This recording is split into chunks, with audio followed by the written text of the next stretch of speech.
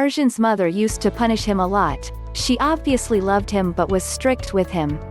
Often he would feel bad about her words, but soon he would forget everything and love her as before.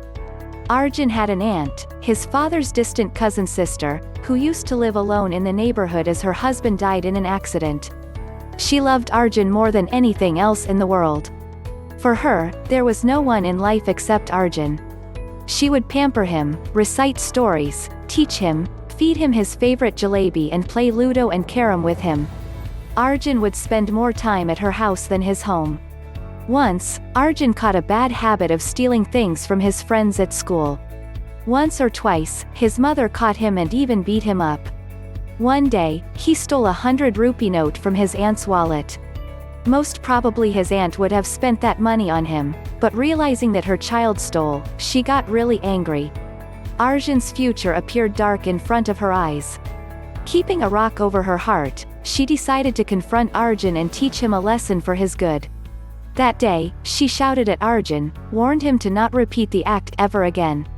Her words hit Arjun really hard, not in a way of improvement but hard for their relation. He broke all ties with her and stopped going to her house after that. She convinced him a lot, tried to apologize as well, but nothing worked.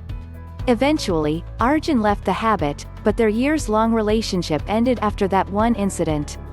But why did that years-long relationship broke in a second because of an outburst, and the mother-child relationship survived despite being beaten by his mother many times for the same matter? Because relationships need to have formal foundation, a compulsion to be with each other despite disagreements, fights and misunderstandings. That critical factor lacked in that aunt-nephew relationship. Similarly, without the formal contract of marriage, there is a lack of compulsion.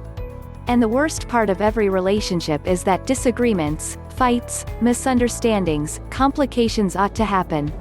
Everyone is not mature enough to see through these tough days and stay together without formal contracts. Most people run away if they have an option to.